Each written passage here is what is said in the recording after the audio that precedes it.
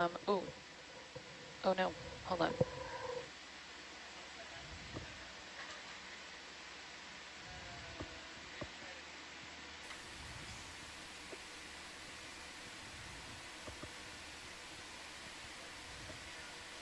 Control deck, that's Hercules past the transom.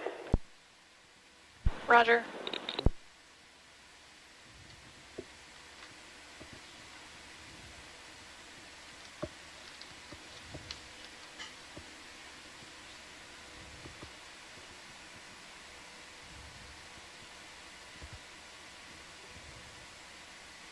Can I turn on your mezzo? Yeah. Okay.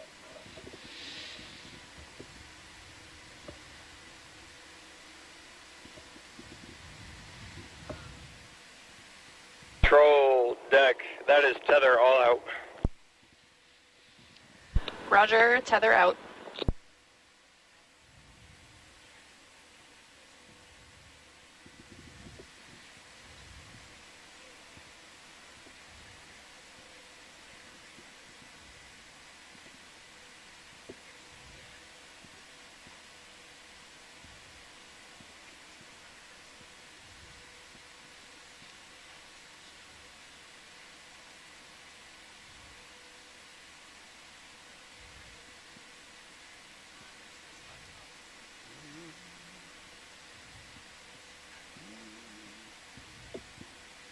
Might be interesting to watch that bubble in the slurp hose as we dive.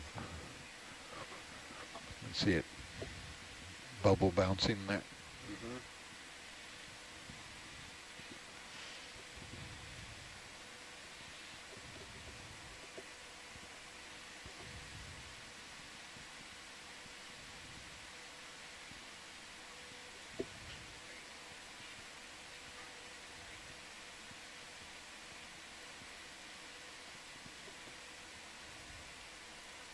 Control back deck, can I have Hercules pull forward, please? Full beans. Roger, Hercules is full beans.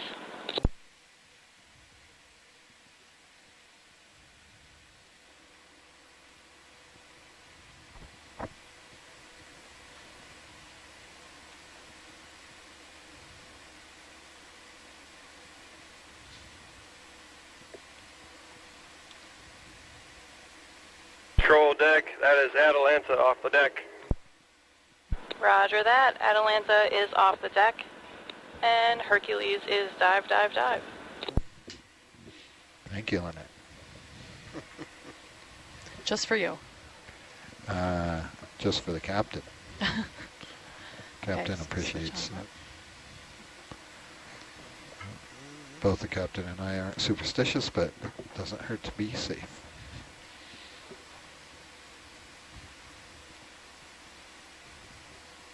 It's only weird if it doesn't work. This is a voice slate for dive hotel 2085 at 010700.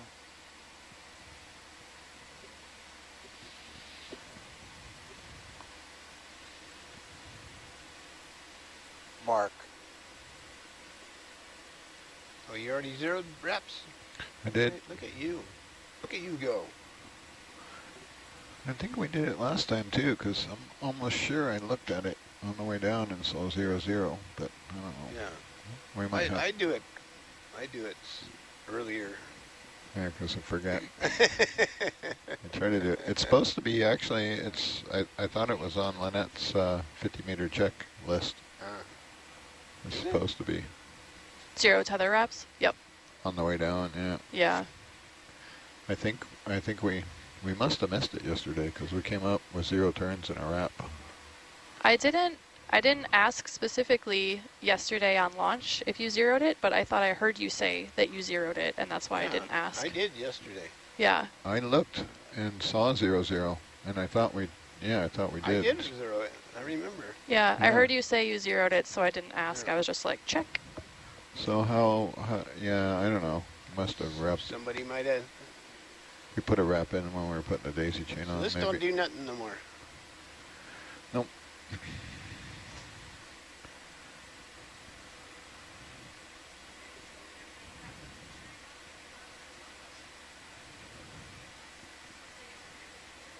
But we were talking about, as an interim, hooking that up to a gizmo. A gizmo? Yeah, putting a Leo Bodnar in there and hooking that up, and Is then Bognor in here? Jake. Why? Well, then Jake can play around and start some tactile inputs into his stuff. Textile inputs. Tactile input is a button or a joystick or something you feel, something you touch. I thought you had your other box. We do, but that's just for testing development in anger to use up Control, here. control, that is all stop 50 meters. Control's been sent to the van. Roger that, bumping it. Roger that. All stop 50 We meter. have control. You happy to head south, Robert? Ready. Heading south.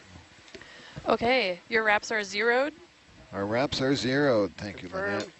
Confirmed. Our wraps are zeroed and recorded on YouTube forever. Y'all ready to stop the ship? Yeah. Okay. Bridge control.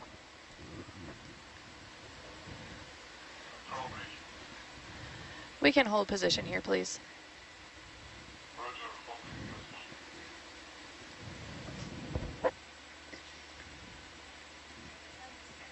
You gonna catch up? You're not gonna catch up. Yeah, I can catch up. It's pretty calm. I'm slowing down. Like I say, I'm usually leery of running it fast out of habit for the kids, because I try and get them to run it at 20 meters a minute until a couple hundred. We get that 5,000 pounds on the wire. Otherwise, they tend to go to 30 right away and 3 meter seas, and we get big snap loads.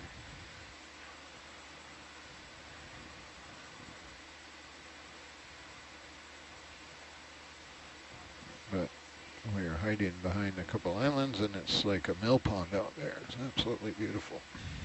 After a rough ride around the point. How come this is saying 37? I'm not doing 37.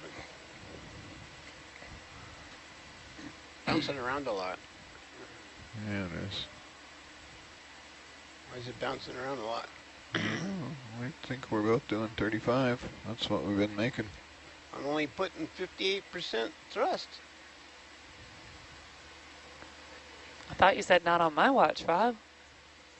That's what I said. I'm You- only 50% thrust. I don't Yeah. think, unless you added like some extra weight there. No. It's slowing down now. It's bouncing around a lot, like crazy. Like, look at this number. It's going like 100, minus 100. Like, what is that number doing? We have the new horsepower controlled pump in there, so you get Uba? the new horsepower controlled pump. So you're getting full beams there, 2,800. No, man. I'm only driving 58%. Why is this raw vertical velocities like all over the map? Yeah, Just jumping like hundreds of meters. something's funky. But the winch is right at 30 some meters a minute, 30 meters a minute and change, and And we're holding I can see delta. So something. and I can see something amiss here. Hercules. I can see Hercules light back there. So So what's happening? Look, the depth isn't bouncing around. So why is this raw vertical velocity going nuts bag here? I don't know.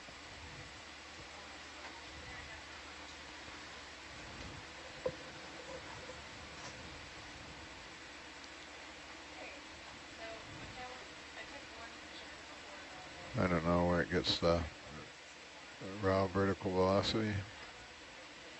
I mean, we didn't change nothing, right? No. Like that's like the filter's all bunged up.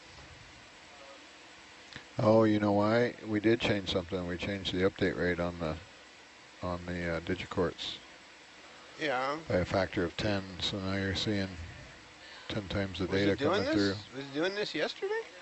Yeah, Yeah. yeah. It's been wonky since we changed it. Now that I think about it. Oh, that needs fixing. Yeah, there's a lot of things on this 20-year-old operating system that could use a little update. Put that one on the list. If I had the red book, but I've forgotten it. Oh. I'll text the group. It might just be an any file thing. Breaking the rules Maybe. and using my phone in the front row.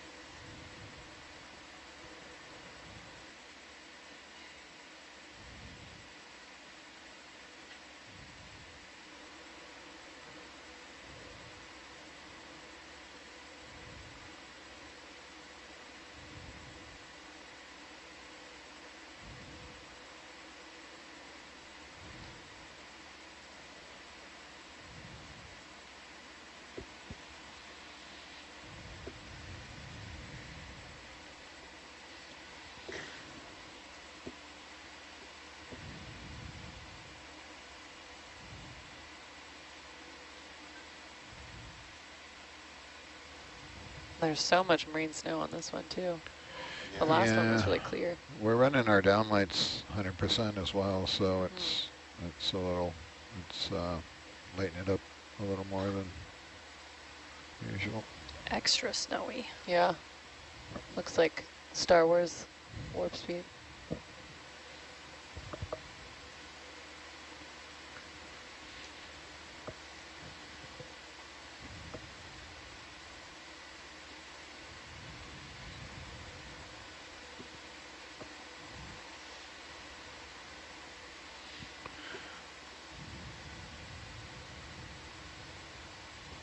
I'm gonna light the crafty up here.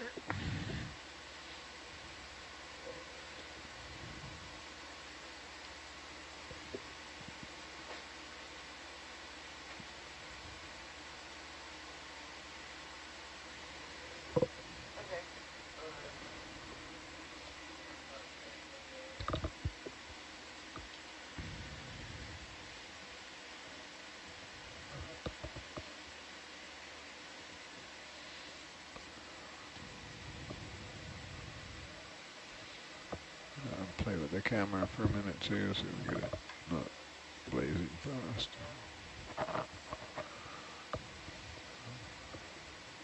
There's something I think.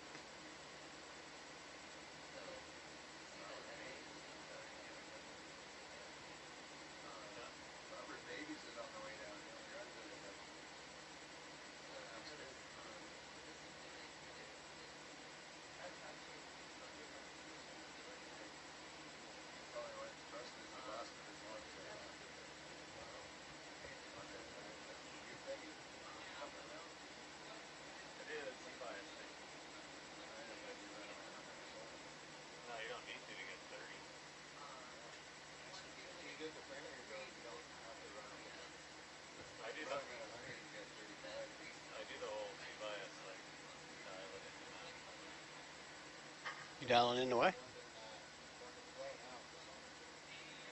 been noticing that too. When we first had that set up, it was hard to dump the flow, and then now the lateral doesn't.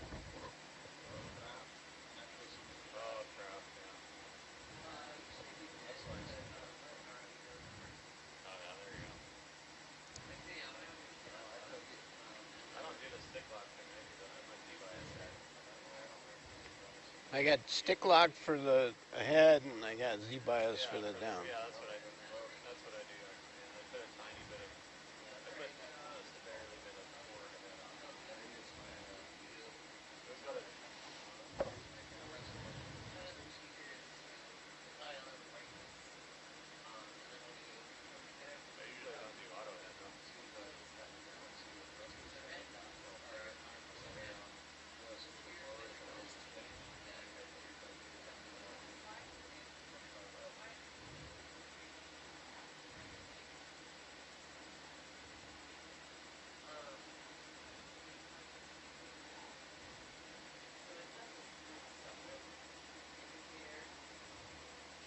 Oh, you need to speed up.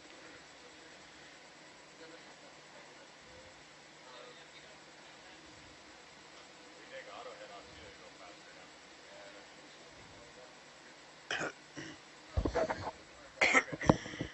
Oh, you guys are bottom lock already. Ready for all your sand weights? Going manual, Robert. We got 4 beams. Raj.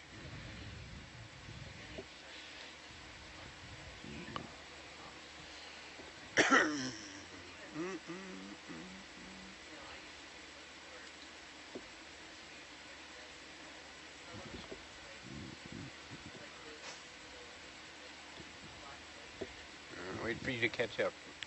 Roger.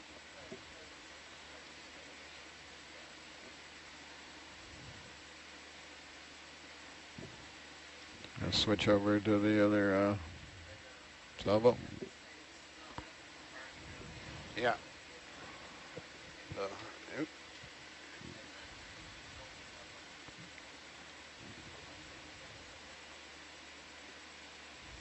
We got a target here? Where's the target? No target?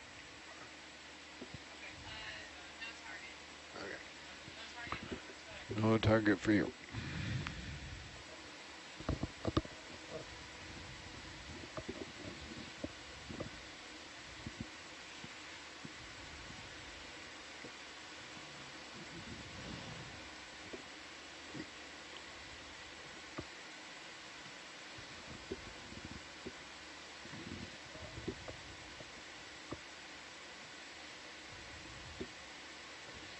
Atlanta auto heading is engaged.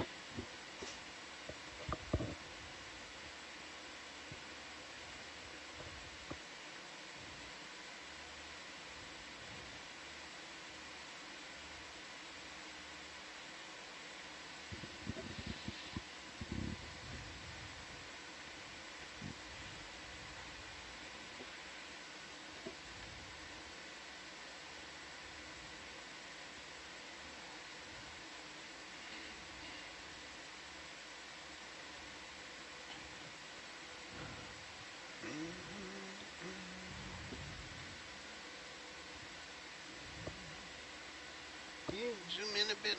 Yep. Whoops. Bit much. How's that? Yeah. 40 meters. Essentially, this ship bump here is our target. Okay. We didn't move back a little bit, so you'll be a touch That'd be shallower great. than our target depth.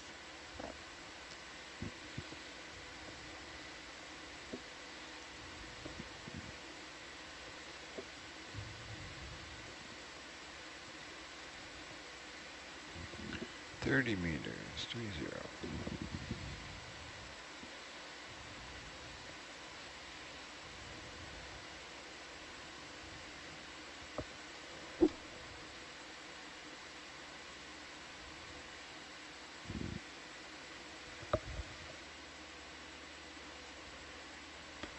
20 meters.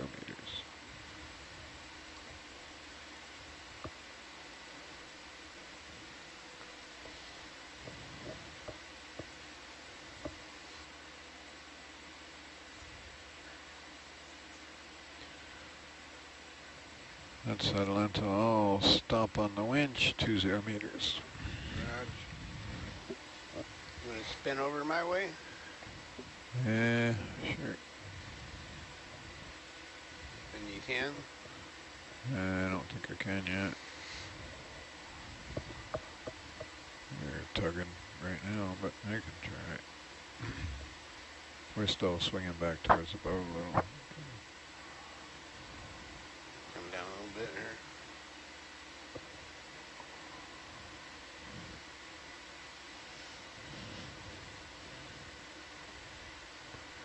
Nope, can't do it yet. Which way are we going? Yeah, which way are we going? I think we're going the other way because Are we? Atlanta's looking uphill, or This maybe seems like north. That We're was the gonna- starting point, but which way are we going? Yeah, we're going to be going essentially east. Okay. Yeah. Never mind, Dan. I'm coming your way. Roger. Northeast. We're going to be going northeast. That's what I'm seeing is uphill. Yep.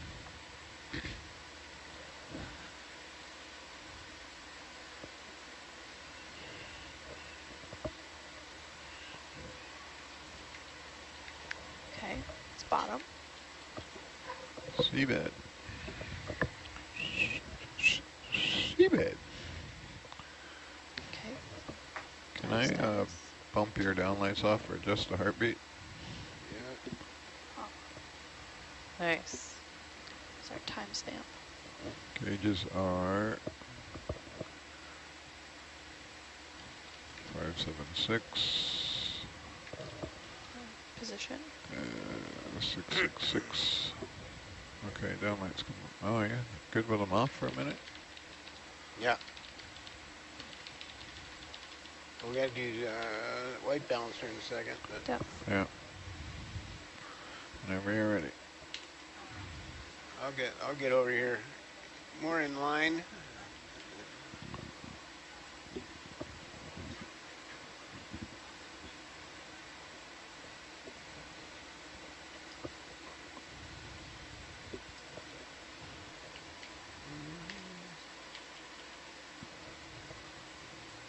I say 5, 6, 6, 6.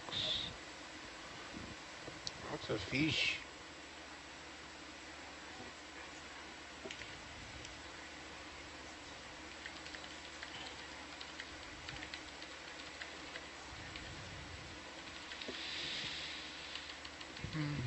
Okay, I'm gonna turn the downlights back on. Ready? Yeah.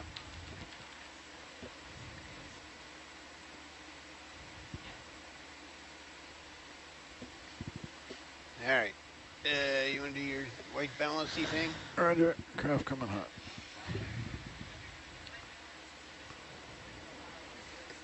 Did you switch over to the Doppler? Yeah. Yeah. Okay, Dave. Guys, see if we can focus up.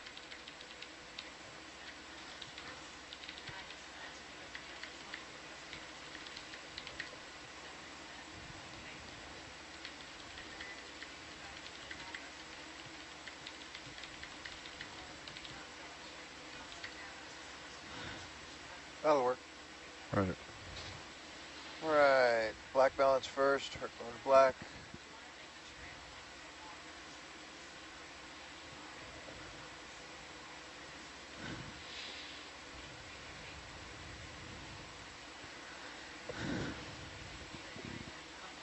Black balance good, white balance coming up. Looks like we're on the beach again, Robert. Yeah. Okay, there we go. Yeah, that's good.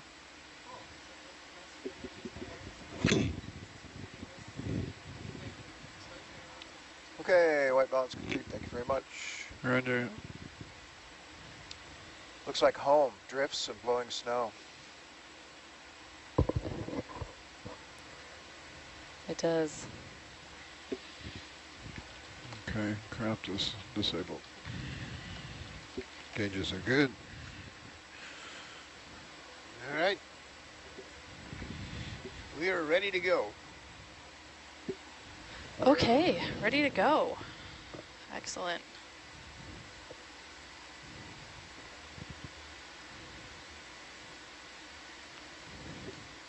Okay. We are going to start with, you okay with starting with 50 meters move? We're going to be going 035. Yep. Okay. Bridge nav. Can we have a ship move 50 meters bearing 035, please? Thank you. Hello to everyone who's tuning in today for our last dive of the season. We are diving the German Channel, which is southwest of Karor. We're going to be moving up from the bottom towards the mouth of the channel in order to survey the biodiversity and the deep sea habitats in this area. Today in the van, we have a great crew. My name is Alice. I'm the Science Communication Fellow. And I was really hoping to ask the crew today if they could dive anywhere, where would they want to dive? Right here. Right? Easy peasy, wish list done. You're Right here. retiring after this? Right here, but at 20 meters. Can we start on the first row? Dave? Hi, I'm Dave Robertson. I'm lead video engineer sitting here zooming in on things. I'm from Anchorage, Alaska. Let's see. Where would I dive? Wow. The Mediterranean. I have never been to the Mediterranean. That's it. Dano? Hi, I'm Dan, sitting in the Atlanta seat. When you say where would you dive, are you talking about like a person getting in the water? Your choice. Yeah. Wow. I mean, diving as a person does limit your options a little bit, but anything will be accepted. Yeah, for ROV dive, my favorite place to dive is around the hydrothermal vents or in a caldera. So Axial and the Endeavour vent field are my all-time two favorite places to operate ROVs. What makes them so special? They're absolutely magical, and they're never the same twice because the vent field is always growing and changing, and we always discover something new there. Structures that we've been looking at for decades are either entirely gone because of earthquakes or landslides, or new ones, you know, they grow in all these weird, crazy shapes, like 60 meters tall. And, Wait, did you say 60 meters? yeah. Wow. And the animals all move around as the vents move around. You know, you get new vents, and old ones kind of,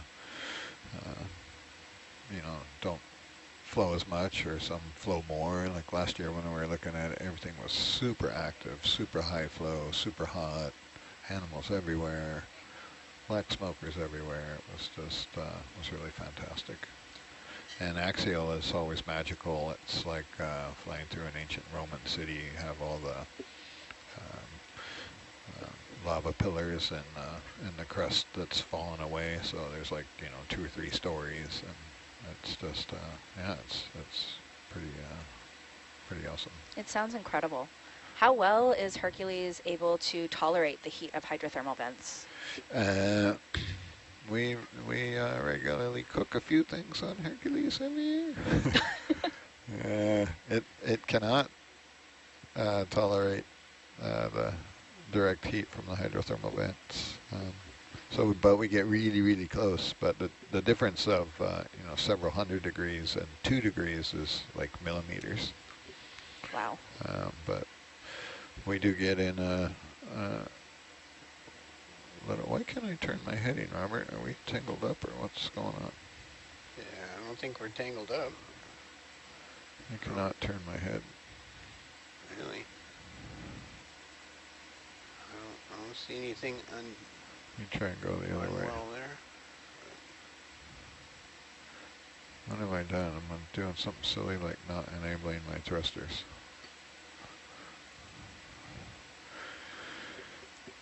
So on that, Yeah, we usually wind up the jewelry in Hercules upper bumper bar because we have what we call the brow. So we have like these big eyebrows with lights on them. That's what gives us all of our beautiful lighting for the Zeus camera. But it kind of sticks out a meter or so. So when we're trying to sample or deploy instruments or recover instruments around the chimneys, we wind up getting our brow singed a little bit. I was about to ask, like, how do you know where the border is? Like, how do you know you've gone too far? Is it when all of the instruments start beeping aggressively at you? No. So you can see a lot of the black smokers, or a lot of the smokers, they literally have black smoke coming out of them. And then the hot water is usually, it's either, has a lot of dissolved minerals in it. So you can see it coming out of the vents. And it's shimmering. Yeah, it's like silvery. So we come up with the front of Hercules blackened, literally. Bridge nav. So what you're Can saying? we have another 50 meters 035, please? Thank you. So what you're saying is that it is beautiful but deadly. Yeah, some of the vent water is also caustic and acidic, and some of the rocks are radioactive. But we sometimes we sacrifice some of the equipment in order to get that sample. It's for a lot of scientists a once in a lifetime opportunity to. It can be the difference of a successful PhD or not, for example. So cooking a few lights on the vehicles or cables. We definitely push the envelope there, and that's fun as well. It comes down to a judgment call on whether you attempt to deploy or recover a piece of equipment, it's also an engineering cruise as well, so it's really challenging. We're dealing with a lot of instruments. We get to use our robot arms quite a bit, which is, we like to do that. That's a lot of fun. They're fun, really fun to operate, challenging.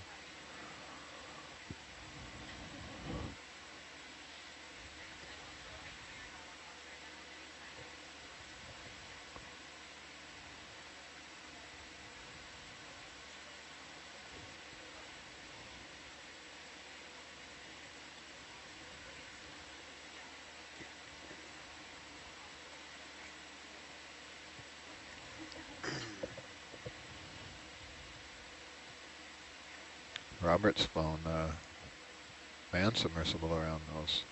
Yeah. That's really crazy.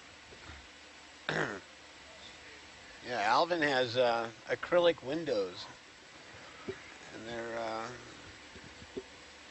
pressure ratings based on the seawater temperature. So. Oh no. Yeah. Oh, no.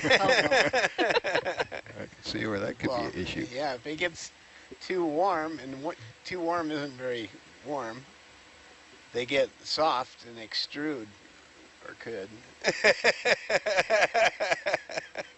So you're saying the windows in Alvin would like start melting like a marshmallow? Well, they get soft, right? If you warm them up too much, they get soft. That's crazy. And they can extrude.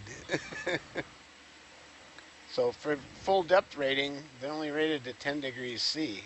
Like, so if it's warmer than that, then you have to derate the depth range. So you monitor the ambient temperature just for that? So there's actually temperature probes right at the windows, and an alarm that goes off if the temperature starts to go up. So I was working around hydrothermal vents and the sub, and I always tell the observers to let me know, because I'm looking out the front window and I can't always see out the sides. And I always let me know if you see we're getting close to hot water. And so I'm asking the observer, like, what do you see out there? I said, I don't see anything. Like, they couldn't see anything because it was all black smoke.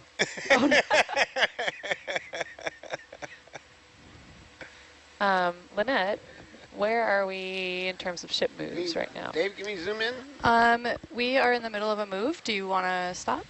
At some point, it can be at the end of this move if there's not a lot left, but I think at some point we want to do photogrammetry of the waves in the sand. Okay, we have a 30 meter move, like 30 meters left to go, but we can stop if you want to. Atlanta's ahead of Hercules. Yeah, we're kind of falling behind. We might have them stop anyway. Okay, sure, sounds Okay. good. Bridge nav. Can we hold position, please? Thank you.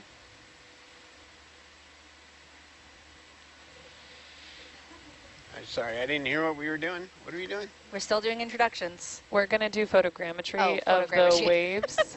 All good. We're going to do photogrammetry of the waves, the ripples in the sand, whenever we're in a good spot. And we're waiting on Rachel to come up also and help us set that up on the WCA cam.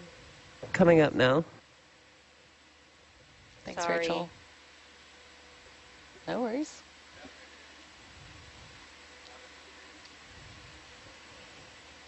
Leela, can you explain to our listeners what photogrammetry is? Yeah, so we have a camera and we're basically going to set it to take a picture at a regular interval that is short, so like every 2 seconds, every 3 seconds. And then we'll move the ROV around and we'll try and take a picture of, you know, whatever section of the ripples we're interested in from every Can you hear angle. us? Awesome.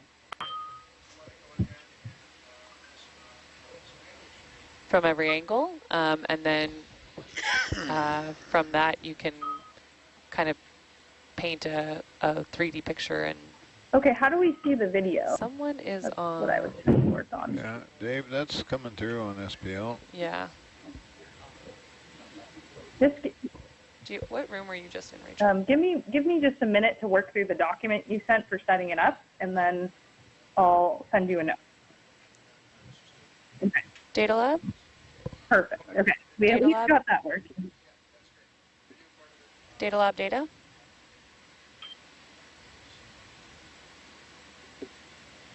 Okay, so maybe what we do is just... Data lab data? All right. Okay. Does it feel like you're helping your parents with their AOL account? Data lab. Okay. We got, sorry, we Okay, got some all extra right, we're- traffic on the We're going to keep comms here. working through the link.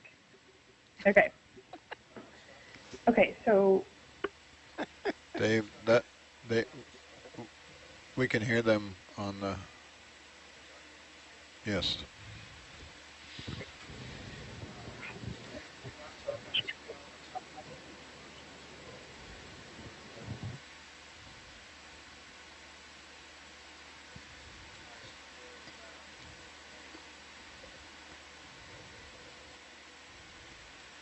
You settled in? What's happening?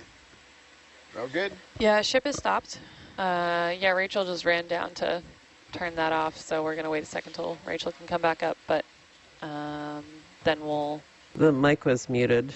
I'm gonna... Weird. Rachel, you want to sit up here to do this so you can see? Yeah, I mean, we could probably just do like a couple passes at a small section. And then, you know, I think just as kind of a little patch section, yeah, I'll run up. Can I play Jonathan for a minute on his, want me to be Jonathan? What would Jonathan say? Faster, faster, take as many pictures as you can, as fast as you can from every angle. Go, go, go, go. The idea is to get as many pictures as you can from as many angles as you can, as fast as you can. All right. Because typically scientists are really impatient for photogrammetry. But Why are we picking this particular spot for photogrammetry? They just want to be able to measure the wave height and distance between these ripples, the big crested ripples. So yeah, usually we were focusing on, oftentimes we're focusing on more of a subject, more of like whether that be a wreck or a mound with lots of coral or something. But right now we're interested in the bathymetry. basically the taking all those pictures will give us the ability to make a 3D model. And then you can obviously rotate the 3D model around and look at it from all angles. But you can also reconstruct it physically, so it can be 3D printed or, you know. What sort of information would having a 3D model tell us? Like I said, distance between the wave crests, the height of the different waves. They're interested in the oceanography of the region. So I don't know if either of you know more specifically.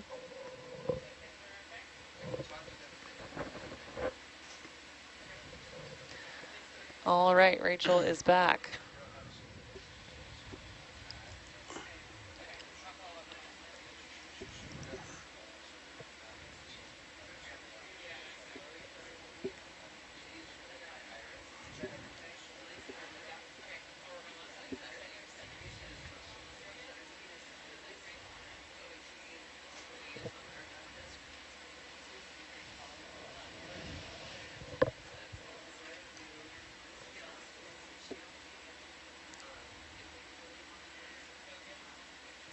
Rob, do you mind continuing the line of introduction on the front row?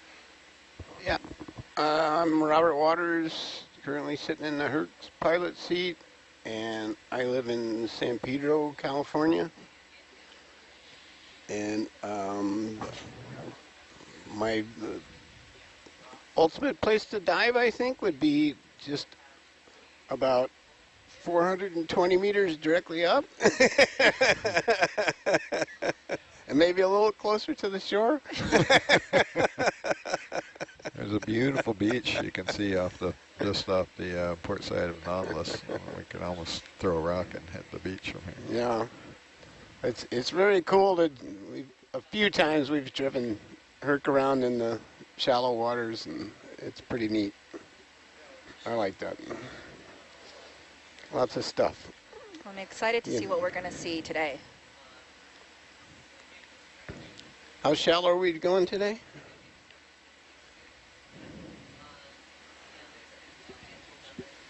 Shallowest is 200 meters. Yeah. So that's like just starting to get into the coral and algae and the good stuff. Yeah.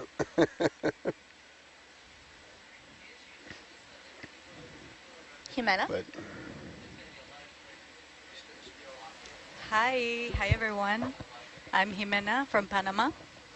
And what are we doing? Favorite dives? Yeah, if you could dive anywhere you wanted, ROV, sub, scuba, where would you go?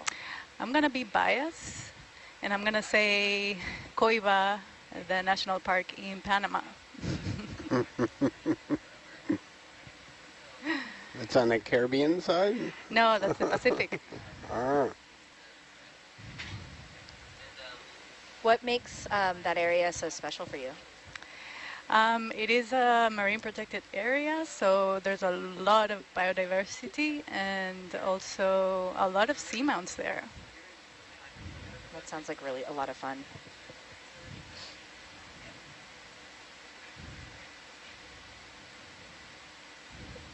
Okay, so we are set up back here to give this a try. So what are we doing? Are we flying constant altitude or depth or? Yeah, I think we should keep a constant altitude above the seafloor. What are we at right now? We're at 1 meter. Yeah, one meter. Do you do usually 2 meters? 2 meters?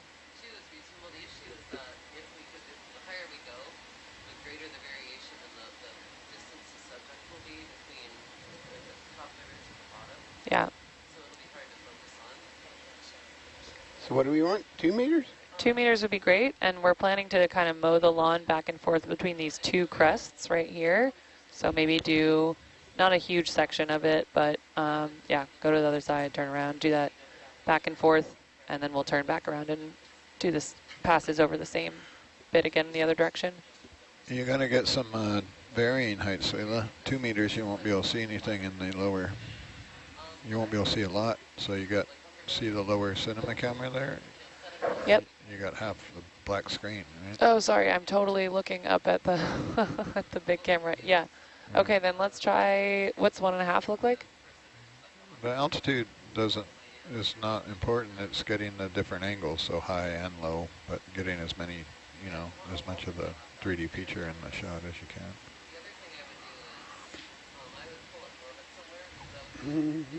So if you want to do a small, say what do you want to do, a 4-meter section? Yeah, sure, that would be good. Yeah, pick some number. So I just picked 4 meters because we can see that in the light, maybe. That's maybe our range of visibility. So Robert would want to lateral around, lateral one side of the feature as low as you can, get as much in there from that angle, and then do the same thing from the opposite angle, and then one from the very top. And you can do the top both ways. So that sounds good. You run one way and then turn around and run the other way. So if you think about what you're doing, you're taking pictures from all the angles around. So when you fill in the model, you have that data, because anywhere you don't have a picture at that angle, it will be a shadow, a hole. Yep. And you won't be able to reconstruct the 3D model. Yep, sounds good. Yeah, I'll defer to you on the best pattern then for that. But let's try and do, let's say, a 5x5 square meter. Roger. Yeah, there's no particular pattern that needs to be done unless you're doing you old just gotta school. make sure you cover all the everything. With this system, you want as many pictures as you can from as many different angles as you can, as fast as you can. Literally, Okay. Those are the 3 things. Well, as many pictures. You don't want to move over the ground as fast as you can. You want to get a bunch of shots, right? Correct. Yeah. Yes. But, every time we've done this with Jonathan in the back row, he's been back there faster, faster, faster, because he wants. So we have a given amount of time to do this, right? Oh, because he's collecting. He wants. He doesn't want so much data. He wants as many pictures as, so we say they give us a half an hour to do photogrammetry. I think let's just get started and do a little slow. Okay. In that half an hour, he wants as many pictures as possible. Are we doing it auto-magically here? Or we You can literally just fly around like a crazy person. That sounds great. Flying around like a crazy person. Here we go. And yeah, you can. Like, yeah, so we're the 2 crests that are in front of us. Sorry, Layla. I won't move Atalanta's view, so you can see where Robert flies around. But you can also use the nav screen and fly all over a 10-meter box. Did you have that pretty good? Do you think? Focus-wise, did you think? All right, that's enough. That distance, right? I think it's decent on focus. Can we zoom in on here? Yeah, there you go. I'm playing Jonathan a little bit now because. Happy with that zoom? Yeah. Okay. Yeah, plus 2100.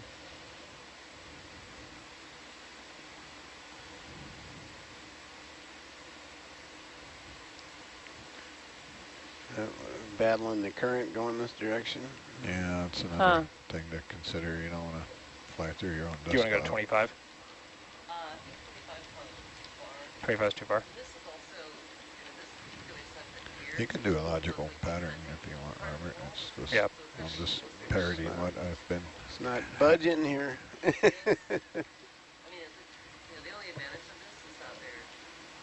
Yeah, you can tell there's a little current when the oh yeah, the urchins are flying by, blowing across the seabed. Tumbleweed.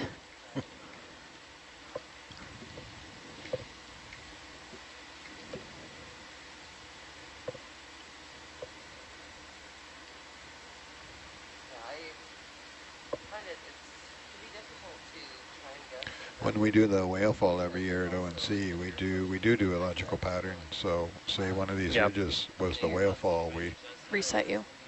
Oh no, you messed me up. Oh geez, okay. Yeah, I think I don't think you want to reset in the middle of it. Roger. So I think we're getting the focus peak being mainly from contrast right now.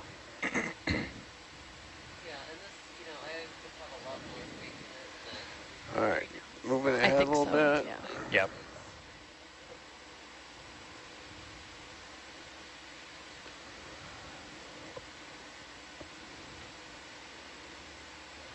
Coming back the other way. Uh-oh. Oh, An artifact.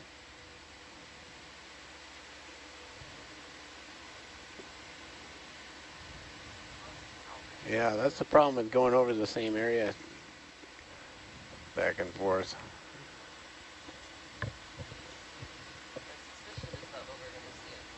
Yeah, you got to consider the current to get a clean run.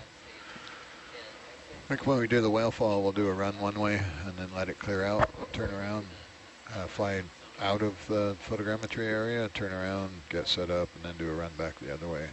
And then we'll do a perpendicular, both sides. And one of them is going to have some dust in it because you got your tail into the wind. But you can't help that. But you get that angle again to reconstruct the 3D model. And if you move fast enough with your tail into it sideways, you can get enough clear shots to make the model. Okay, I'm gonna turn.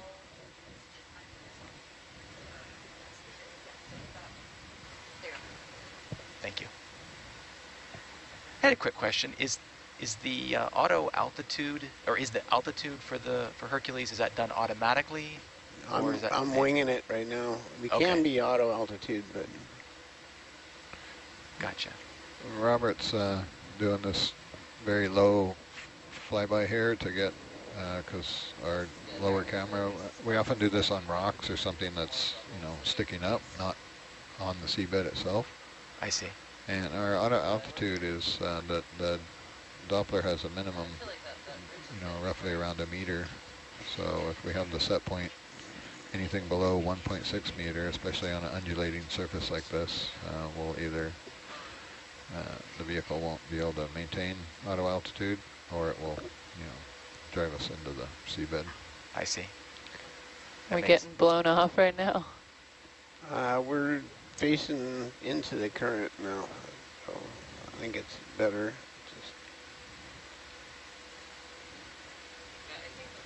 Okay, so I'll move ahead a little bit and go back the other way.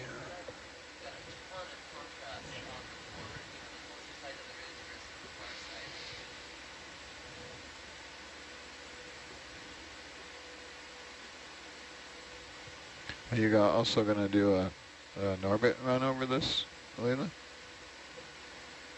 Yeah, that would be great. I was hoping those would be concurrent. I mean, Norbit is on, right? Negatory. Norbit is not on. One's an orange.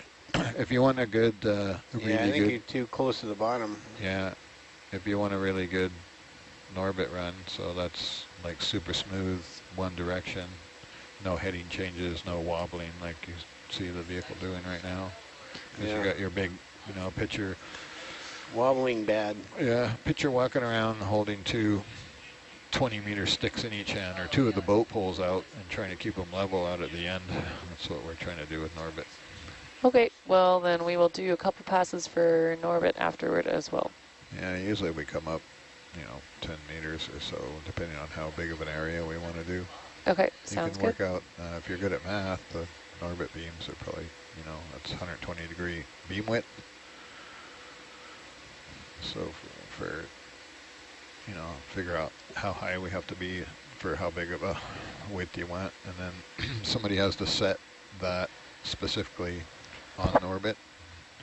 So were we on, I think we were a little further left on these two crests, right, before? Is that where we stuffed it at the beginning? You can see on the nav screen, Robert's path there. Nav screen on HiPAC survey? No, the one right in front of Robert or me. The black Rob Nav. ROV Nav, yeah. Rob Nav. ROV Nav on your KVM.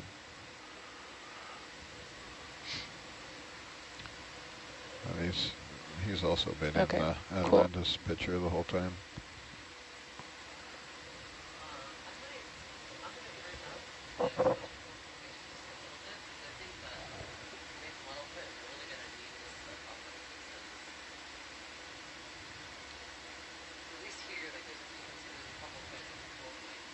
That's a cool thing, whatever that is. Sea spider? Oh no, not the mission right now. I know. Ugh, it's all right. We do have a question from online right now related to what we've been talking about. Why are we using altitude right now instead of depth? As ROV operators, we tend to associate how high the vehicle is off the seabed. We can't see whether we're 200 meters deep or 2,000 meters deep. So our visual reference is in relation to how high the vehicle is off the seabed. So as soon as the vehicles, when we're launching, once we're about 100 meters up, our instruments start picking up the seabed. And we're also interested in the, the seabed's not flat like a parking lot. We're typically operating on the side of a mountain or in a valley. Well, the camera's looking straight out, so we got to get as low as we can get to get the best coverage down low, right? Yeah, for the photogrammetry. Yeah, for the photogrammetry.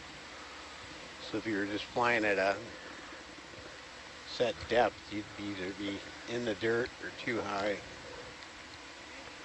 Undulating bathymetry. Thanks. Okay, so I think we kind of covered that. And Yeah. I can turn another 90 and go the other direction. Yeah, if we could go the other direction now, that'd be great. Yeah, so Robert's so far got 2 cardinal points. He's got, I believe, north and east, is that right? Yeah. Yeah, that'll be good to fill in the far side of the ridge. Yeah, well, we'll do south next, and then we'll save west for last, because he'll have the current behind him. Gotcha.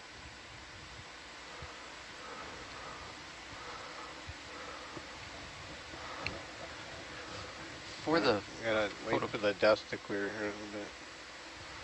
For the photogrammetry, does each picture get like a position stamp of where the ROV is located when the picture's taken? Yep. Yeah. Does Yeah. Okay. Heading, depth, altitude, the whole 9 yards. Gotcha. That makes sense. What else does it get, Rachel? Right now, so the main sort of improvements have just been to get increasingly accurate sources of position. So the program, at least that we use, is called reality capture. We've done some experiments with trying to feed additional navigation data like heading into it, but kind of what we found is that, or what the processing team Shoreside has found, is that there's a certain point where, it's got everything close enough that it's finding its control points and just identifying, common features within the overlap of the images. So what we found is that there's, at a certain point, once you've got the lat long altitude, once you've got that sort of basic mesh put together, there's diminishing returns on how much it's going to gain from additional Navigation data. Yeah. I see. And that's commercial software that. Yep. I see. Yeah, the reason so Metashape is Metashape is pretty commonly used in this world. We use reality capture because it ties in better with Unreal Engine, which is what we use for visualization. Okay. The one area that additional nav data is helpful is not so much on the actual modeling side, but on the just data filtering side. We've done some experiments where we've done just, sort of long lines, and just to, see like, okay, can we at least for the ROV track, if we go at a reasonable speed and if we have a sufficient timer interval, are we able to model anything from that? I see. And it's actually been pretty It's gonna be too dusty doing it that way. Yeah.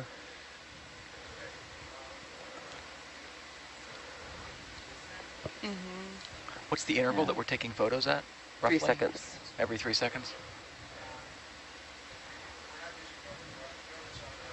Yeah, so I guess with this particular direction, I wonder if, this ridge here, we don't really have a whole lot of altitude. I wonder if maybe if we just, turn 90 degrees and go for the backside of the ridge. You can also go left to right, start upstream, where you got clear water, and then go. Okay, and just save the section over the ridge itself for last? It's pretty strong, so it clears out pretty fast. Just as Robert was moving over there, the dust was coming from right to left just here. hang for a second, it clears up. So. Yeah, I see what you mean. You know, it's a time-consuming exercise. It's at least a half an hour to get all four cardinal points of some objects. We're just gonna grab a couple lines and do some registration with it, but I mean, if it's Hi everyone, can you hear us? Oh, we can hear you. That's Yes. loud, Dave. Copy that. Don't know how to fix that. Roger. It's also pretty experimental, so it's not so nice to have. Who do we got? Who do we got on the beach? We're trying to figure out how long it's going to take because this wasn't part of the dive plan. So we want to make sure here's what we're all heads at the end. Yeah. So what do you think timeline is for this? I think It's not a priority. Go ahead, Sophia. Go ahead and tell us who's there.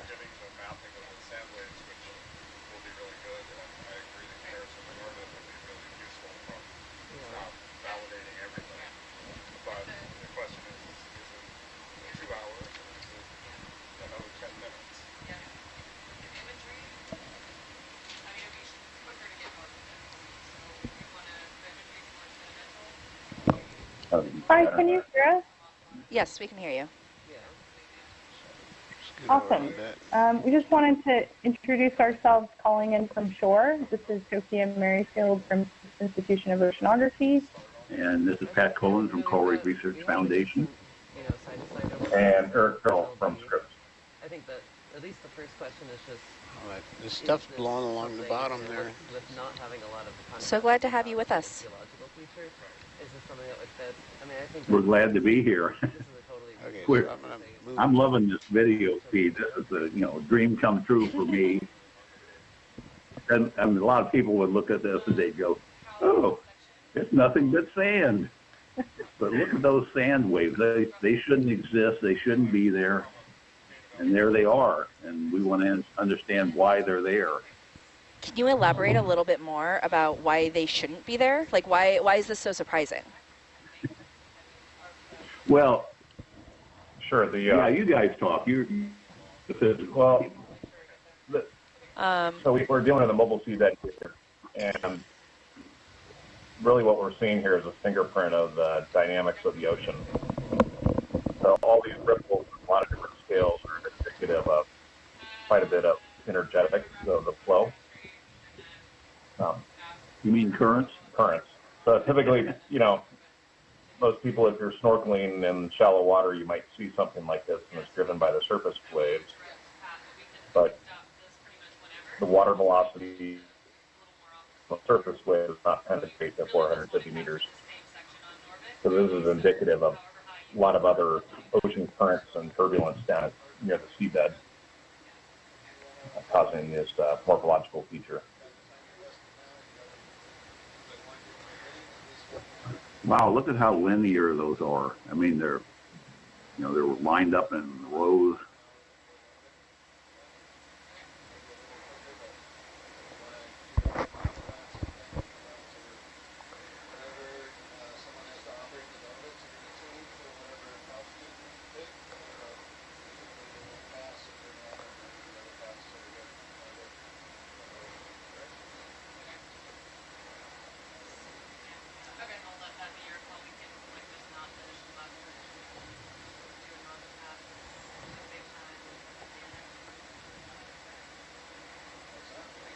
This is something that just blew us away when we first got the feed. That's a pile of sea urchins there.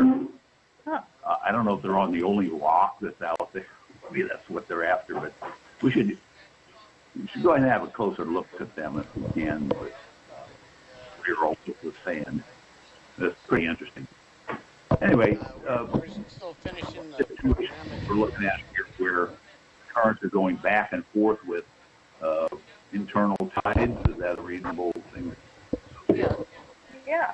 and We you know, can, tides at 400 meters if you deep. guys want, we can maybe And, break the orbit into a separate survey just from, like it's been on for all the dives from start to tail, but we can look at doing, you know, a separate survey just so we don't, you know, to kind of make finding this one section easier. Is there a means to sample the sediment? A grain size distribution here would be something we could probably we do have to do. We can see kind of. Tube core. Do you think the tube core would be able to hold the sand, or because it's unconsolidated, would it fall out? How much stiction there is. We could try it. We try. I mean, just eyeballing, it looks like you could probably get a tube core.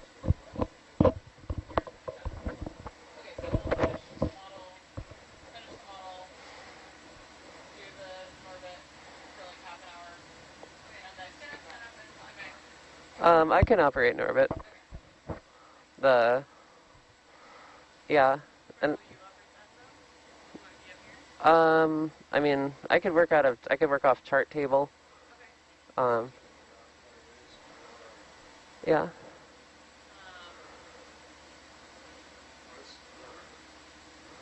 What? Norbit operating and Norbit recording. I think one of the earlier dives we had it in, it was operating, but it wasn't in recording.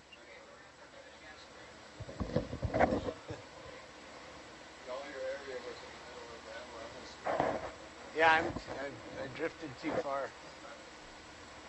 I was trying to back up and mow the lawn, but it seems like there's lots of going ons here.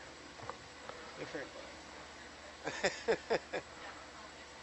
There's talk of a tube core, and looking at the pile of urchins, and the Norbit survey. So we're still continuing on with this. It's getting pretty dusty. Okay. Yeah, I would, if I was you, I would turn around and go back to the west. Yeah, the east? I would say Or like sorry, to the east. Yeah, the other west. The dyslexic west. I mean, it's a lot of. And you might go. We got some You might go around the area you're trying to. Well, pick. we did mow the lawn that way already. So it's just we keep going over it, and we're just kicking up dirt. Yeah, but you we're didn't so do it. low, and yeah. You didn't do it facing Yeah, west, I right? would say. I mean, I would be pretty conservative. So I was about just facing facing orbit. west, and I was gonna back up, but we've kicked up so much dust that it's a big mess now. Yeah, so you'll have to fly around it and just do a pass over it, a clean pass over it west. All right. So I'm gonna come around. Will all that dust affect the photogrammetry analysis? Ooh, that current's got you. Yeah, yes. Yeah, it does. So the way it works This is why we saved the west facing for last. Well, this is zoomed in pretty good too. So there's that. Yeah, but I haven't moved Atalanta's view at all. Yeah. This was my warning in the beginning, so often they lose front row before we complete. Front row, we are good cutting photogrammetry short, so we are going to just transition now to Norbit. Roger. All right. So 10 meters up. Cool. What's the plan? That'll depend on the Norbit operator. Rachel? Or someone who's good at math. So if you have I can do the math. If you're someone who's better at math than I am, if you are, how high do we need to be to get a good 10-meter swath? If the beam angle is 120 degrees, and knowing we're going to cut out probably 20 degrees on each side when we process the map. I have an app for that. Well, I'll just come up 10 and just look at the width. Sakatoa says. I'll just come up to 10 and Let's come up to 10 and see what that is. Yeah. We'll need someone to tune Norbit for that. On Norbit? Yeah, you gotta. No, we're talking about Norbit. You gotta set the. You gotta set. I also think it'd be good if you were on a headset, Rachel, for the duration of the. You don't like talking. Okay, so Norbit, transitioning Norbit. If you come up 10 meters, you'll have about 15 meters on each side, so 10 should be high enough. You can probably come 5, see what that looks like. Sakatoa says.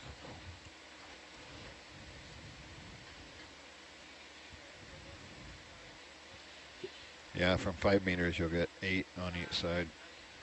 So I'd probably, 10 meters should do it, Robert. Yeah. I'm going to put Norbit on the top monitor there. Okay, we're at 10 meters altitude. Okay, Rachel is setting up back here.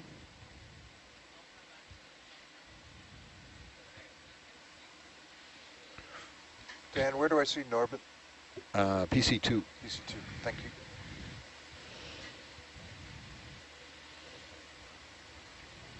Do you have a sense if the ripples had any asymmetry to them in terms of one side being steeper and the other a more gentle slope?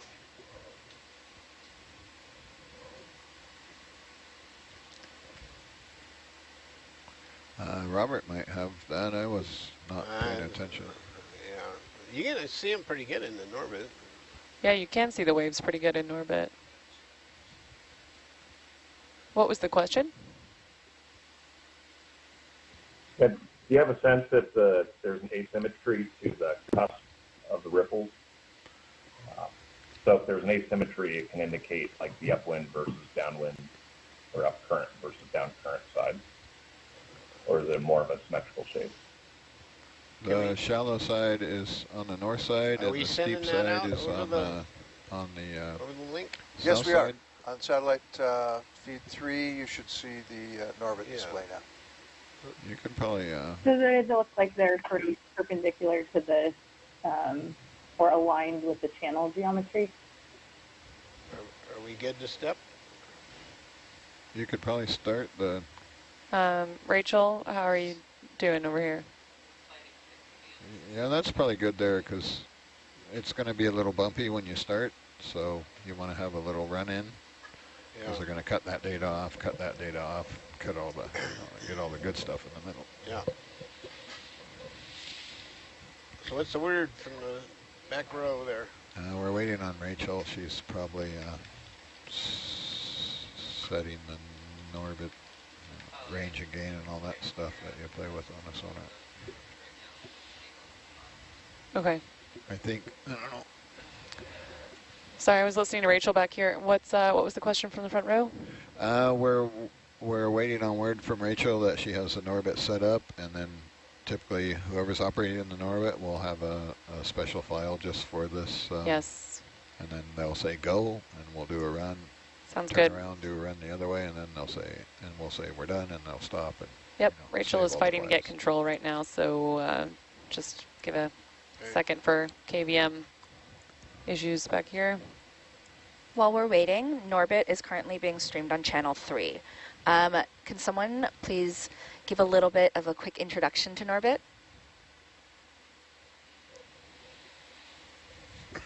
Anyone up front now? Or do we wait until Rachel gets back? The Norbit is basically. I'm happy to take this.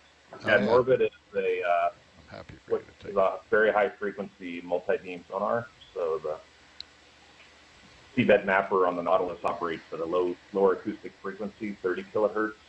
In this case, the Norbit's operating at 400 kilohertz.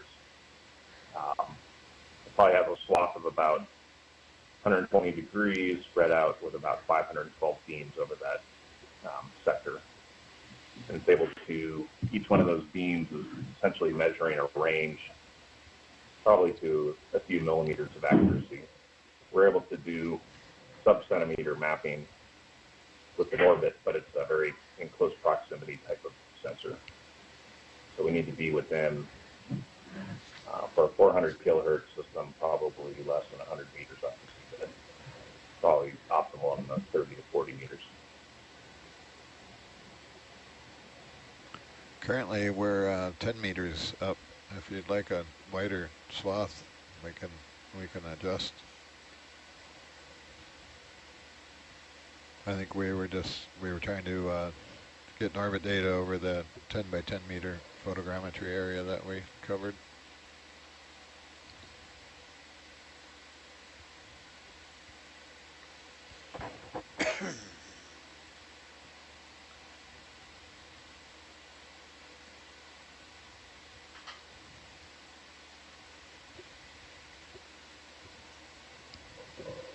All right, Rachel's coming back.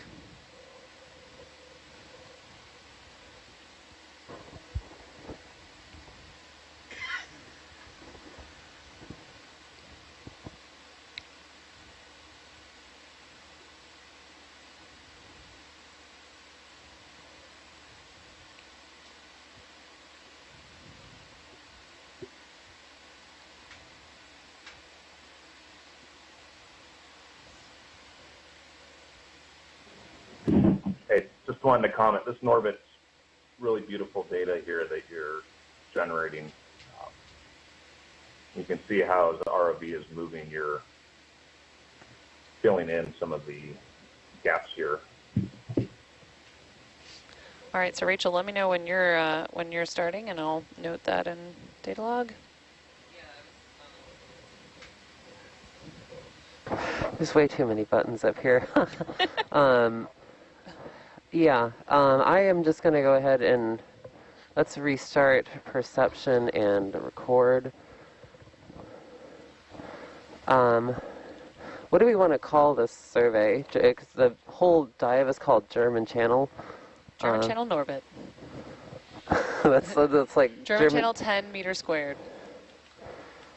You should all, maybe you can put the dive number in there too if you want. Oh yeah, we have cruise and dive. Is there a particular waypoint that this is at, or? No, we'll know. We're only doing one of these, so. And I call it German Channel Sand. Okay, ripples or whatever. That's good. Ripples. There we go. Give it a real. So I don't know if the non-sciencey photogrammetry is necessary, but it looks like he did throw the ROV in a maneuver to get a better aerial coverage over a patch of seabed. We did. Given the kind of propensity of ripples at this depth here, Perception, maybe what we can do just as we're transiting, we see there are changes in the morphology, or choose a couple of contours, and we could do a kind of an orbit patch at a few different areas. So if we're at 500 meters, maybe at 400, another 300. Oh, jeez. I have a suggested You don't title. need to save the RVs. It'll All right, back thanks. open with its defaults. Yeah, all right. Front row, did you catch what Eric said? It's muffled for me. No. Pat has a suggested title for the survey. All right, let's... sorry, it just kind of crashed pretty badly. Oh, no. All right, come on. No, you told it to stop. You're getting dialog boxes for that, aren't you? Well, it stopped, and then it got stuck in a loop of, so the issue, perception is yellow, so it's stuck in a state of... Stuck on stupid, yeah. Sorry, it's been a very long morning here data-wise. Our VSAT's been down for a while with no unexplainable cause, so I've just been running around. All right, come on.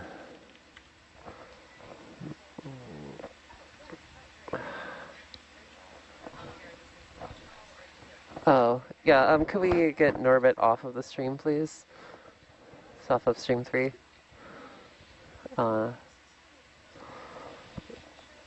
Put Rachel's smiling face on there instead. She bangs her head against the keyboard. It was 966-195. Come on.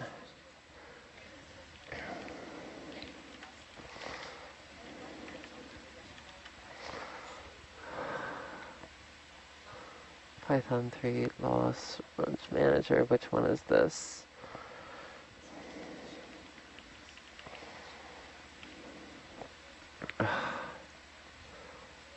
Who?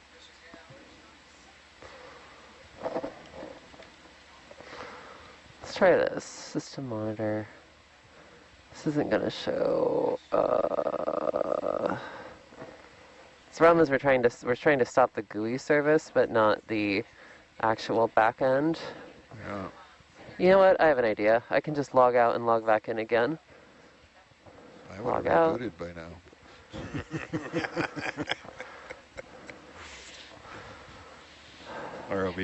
ROV operator default. Hard reboot. All right, come on. What, you think we should just, yeah, we should probably just reboot the whole computer, right? Let's see if we can get it up this way. Yeah, it's been running for a while. The RQT, so the display there, it struggles on that little nook. Yeah. It's supposed to be super easy. You click on the icon, put in a file name, and click start. Yeah, you know what? I think we're going to do a full reboot. Oh, man.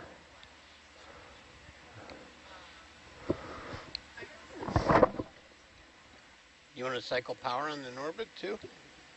No, it's not the Norbit. It's yeah, it's the topside computer. it's ROS, Robert. Awesome. But it's ROS running on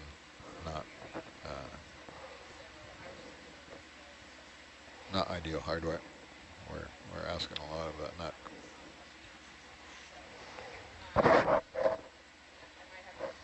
It's funny, Rachel and I were just discussing this yesterday. We need to upgrade some of our hardware. If Santa Claus is listening, we're on a super high power, super micro in the rack up here. One with a big button on the front of it for hard reboot.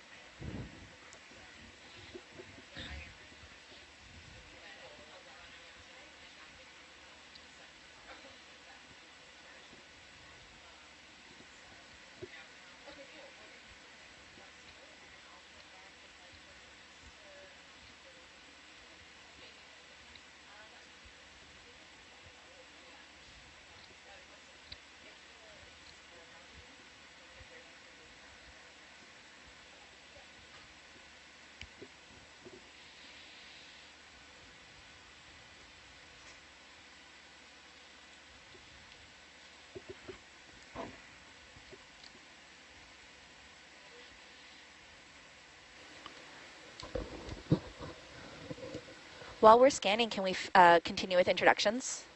Lynette, I think it was you. Sure. What are we saying again? Name, place. If you could dive anywhere, where would it be? Scuba, ROV, sub, anything. Oh boy. Okay, I'm Lynette. I'm the navigator. I am from Wisconsin. And let's see. If we're doing biased dives, I guess I gotta go Great Lakes, Lake Superior, Lake Michigan. That'd be cool. Oh, they got Journey Cold, up there. though. That's Yes? horrible. Who did that? Huh? What it said there's a Journey lyrics up there in that. Norbit on my wayward son. Yeah. Yes. That would be our Norbit author. He has Sounds like Chris. two songs on his music playlist, and both of them are from the 1990s.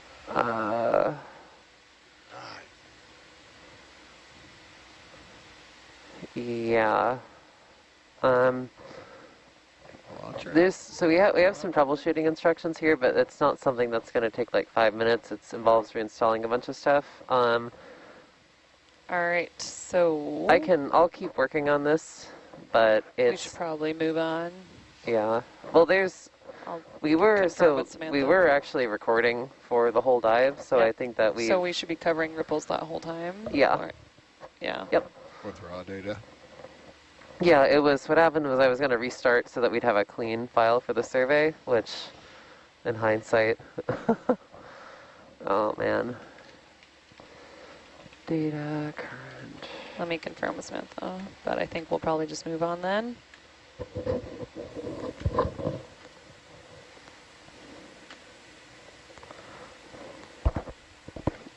Yeah, we've been recording Norbit since the very start of the dive, over an hour ago.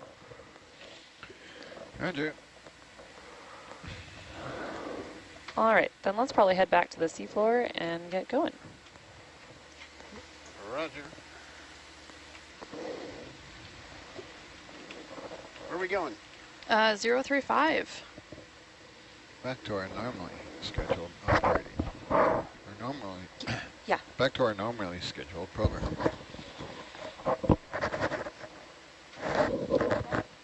Can I reset your DVL? Go ahead. We can get a comms check from shoreside. This is Eric. Yeah, Eric, we can hear you. So we're having some issues with Yeah, that's great. Norbit here. We were going to stop and start so that we would have a clean file just for this section, but that threw it off. So we're going to get it back up and running, but we were planning to move on in the meantime to try and make up some time towards the end.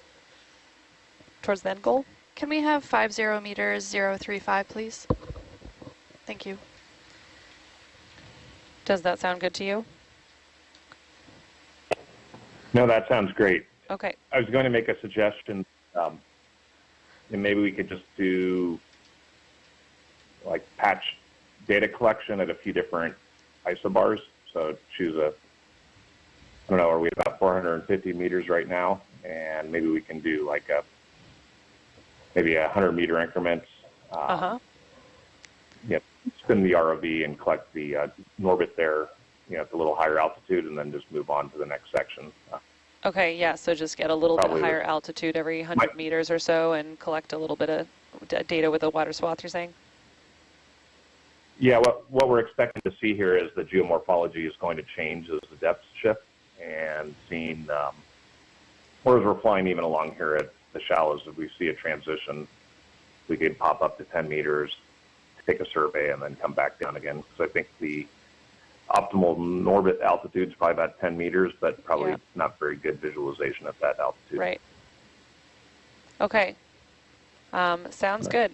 Then this is beautiful here, though. That's what we're seeing right now. Okay. Then occasionally popping up to 10 if we're seeing, especially if we're seeing changes, and grabbing some better Norbit data, if I understand correctly. Yes, good copy. Okay. Okay, I think there was some concern over time and getting to the end of our dive track.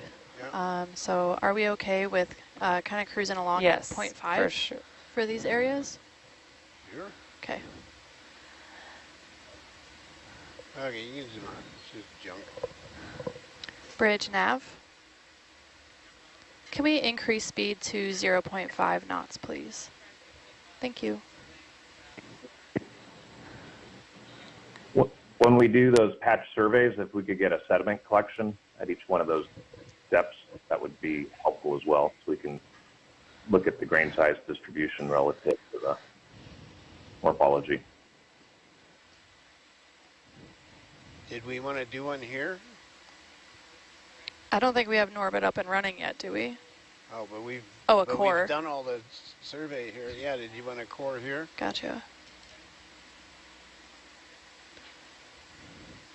For those of you who just tuned in, right now we are exploring the German Channel off in Palau, and we are trying to get information about these sand mounds and ridges that we're looking at right now through Hercules. Shoreside, did you want a core sample here? Yeah, that'd be great, since we've got a patch survey that was already conducted here while the Norbit was operational, and if we could get a core sample. Okay, now, core sample here. Sometimes along these ripples, the grain size might shift a little bit, but my guess is you're going to have to bridge nav. So can we stop the ship, please? Thank you. You're probably going to have to back up, Lynette. That's going to, unless Robert wants to go forward. I don't have very high hopes that the sample is going to be retained in the little core tube, but we got to give it at least one shot. This is fairly coarse grained sediment, and it's not particularly sticky. At least I don't think it will be. So let's try and see what happens. Do we need to do it right where we were just surveying, or can we move up a little bit just to save time? Otherwise, we have to Yeah, reposition. I think right here is fine. Yeah, right here is fine. No need to backtrack. It's more that we've already started moving, Yeah, so we want to avoid just having go to do ahead it here. like if we could do it here, that's faster. 15 meters or so ahead, if that would be all right. Sure. If you need to swear ahead to buy yourself some time, go ahead and do that. Okay. I think I get what you're dishing. Speaking of onshore, could our onshore scientists introduce themselves, name, place, and if you could dive anywhere, where would you be? Okay, this is Pat Colin from Coral Reef Research Foundation. We're all here in Koror onshore, Koror, Palau, and dive anywhere. I don't know. Palau is pretty special, so I think I'd like to be here. But I'd like to be able to go anywhere in Palau from this like 500 meters deep where we are now up to the surface, because it all changes. It's all interesting. So any one spot, just a location in Palau in general. I'm going to get Amazing. the core out, Robert, while you're get in position. You all right with that? Yeah. All right, riding a shotgun with Pat is Eric Terrell from Scripps. No real preference on where I like to dive. Maybe a warm jacuzzi.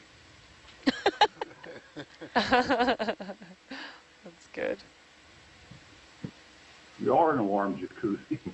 Yeah, Okay, Palau so you're is a settled warm out jacuzzi. now, right? We could Yeah, look at that. Look at that. Yeah, we should be good there. Okay, on shore there, you got any particular spot here in view that you would want to do the core?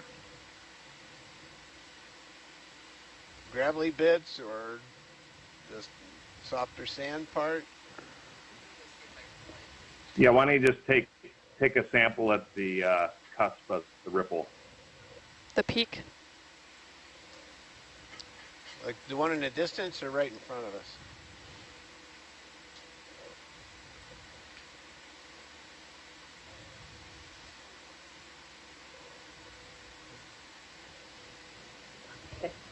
Can you repeat your question? Do you want to be at directly in front of the ROV on these little small mounds, or in the distance there, like 5 meters ahead, where there's a ripple? Whatever works for you. This isn't. Right. We're just gonna this plant is geology, not surgery. We're gonna grab plant grab right some here. sand down there. All right.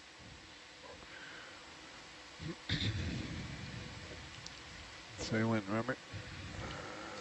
I'm good. I'll go tilt down some. You got full jam on it there. You can zoom in a bit there, Dave. That should be good.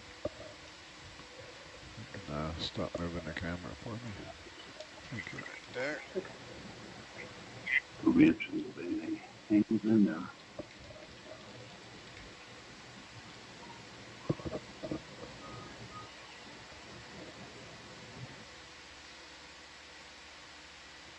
Oops. It's not a very straight tube core.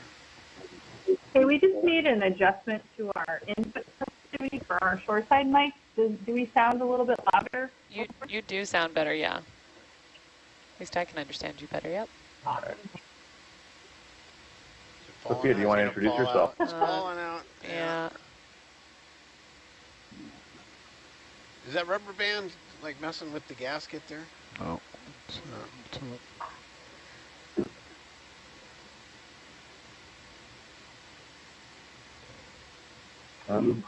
Yeah. They need a thinner straw. Not very straight up.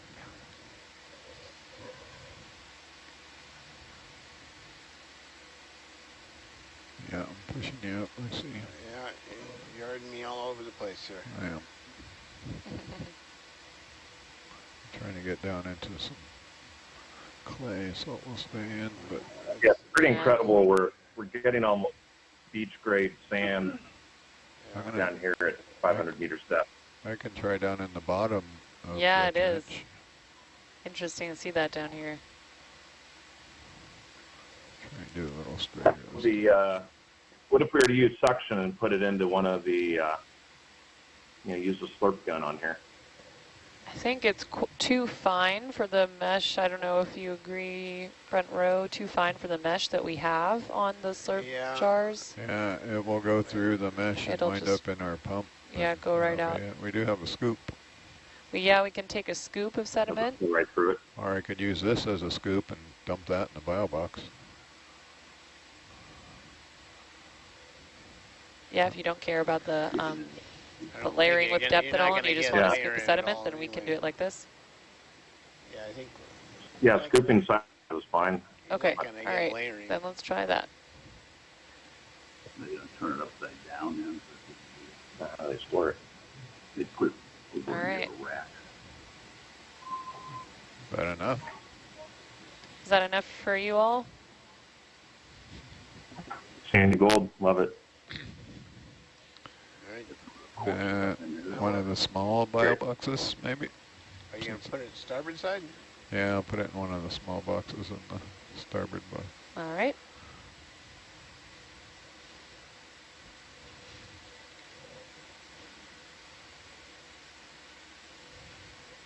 I can fill it up if you wish. Is that enough? I think they said that sounds like enough. Roger.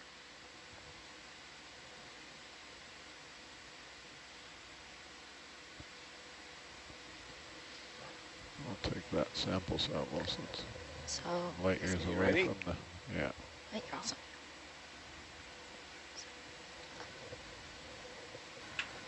Okay, thank you. What was the purpose of the rubber band on that sampling tool? It holds the tube core into the quiver. In case there's a little air in the core, when you go into the water, they can pop out of there, you know. Okay, Robert, you can open the box. Okay. Yeah, and then when they pull out the tube, it just snaps. Yeah. I see. There's also a tie wrap on there that it just pokes through the gasket.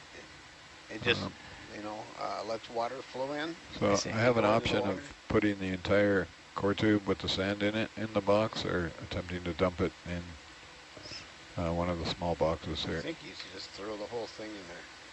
If the core tube fits, sure. It will fit in the large box. Okay. It will not fit in. I don't think it'll fit in the small one.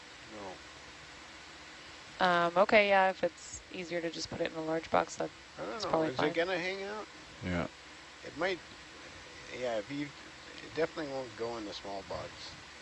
So the whole thing, or just dump it in? I would dump empty it. I think all right. It's safer dumping it. Then let's safely dump it into one of the smaller ones. Safely dumping.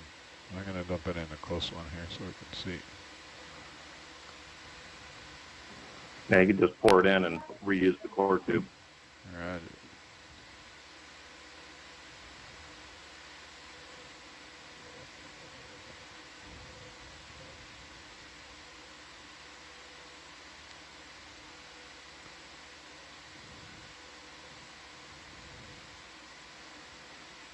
B for boy, oh boy, do we got sand.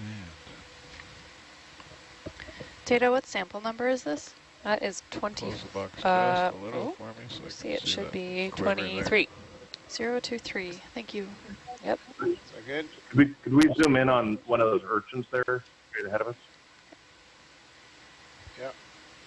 You zoom in, Dave? No, there goes a Micropygidae fish, a lanternfish, midwater mesopelagic.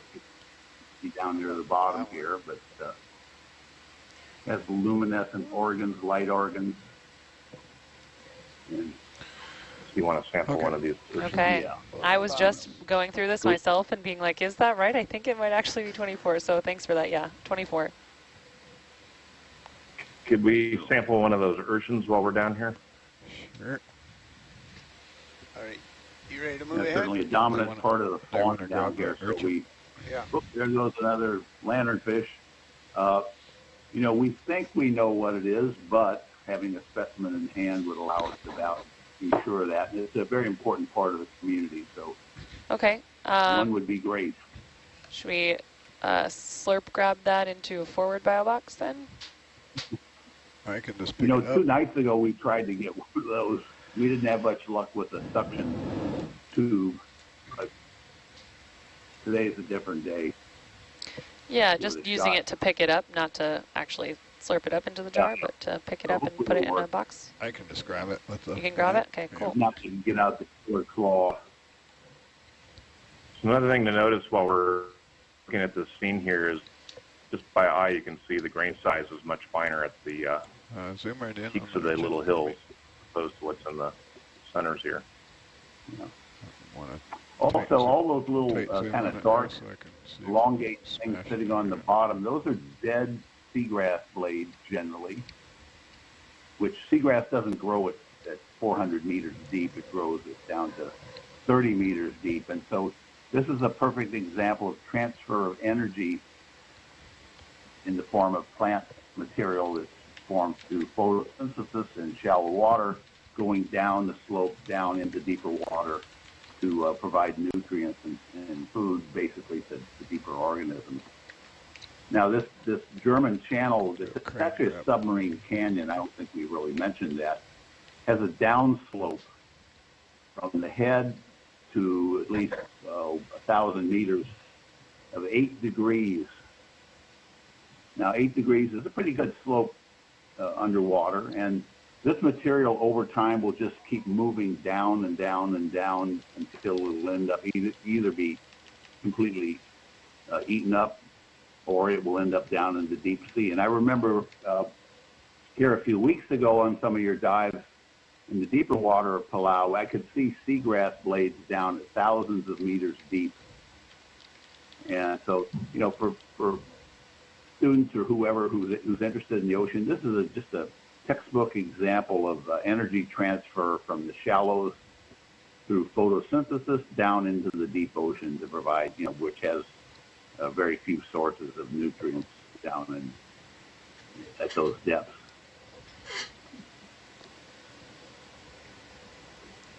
Thanks for that context, Pat. And you said you might know what this urchin was. You had a guess, but wanted to confirm. Do you know? Yeah, I don't have my photo guide in front of me, so. I'll take a look. I think I have your photo guide in front of me. Yeah, I'll look in there. Yeah, try it. You look it up. It should be there. But you know, it doesn't necessarily have everything. That's one reason we want to collect one. We want to be absolutely sure what I have an apple. It's not mine. It's my. Oh, that's mine. Just rolled out of my pocket. All right. I don't know if you remember the one 2 nights ago. Kept running. It was running for its life when we were trying to collect it. This one is trying the same thing, but you've got it off the bottom, so now the tube feet don't work anymore. Once those tube feet were in contact with the sand, it had a chance to run, and they can run pretty darn fast for a lump of spines. But here, I shouldn't have spoken too soon. Give them a second chance. Now you're going to see underneath, that's the oral surface, the mouth is the center there. And they can't run very well with the tipped over, so I think he's not going to make it. He's not going to get away. Dan can hang on to it. I'm loving the gentle touch here. Yeah, that's great. Is that the woman's touch? Woman's touch. All right.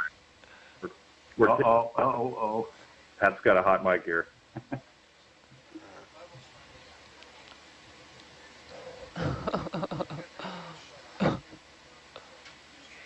You can tell how many people are watching, correct? Yes. How many are watching? Somewhere, no. Okay. Somewhere between 70 and 100. Although that's probably an undercount. Video, go wide, please. And that's the not counting YouTube. We're calling all of those friends here in Palau because it's lunchtime. People are at restaurants or at home, and they can tune in here on Nautilus Live and see this incredible action going on in the deep sea right out their back door. So this is fantastic.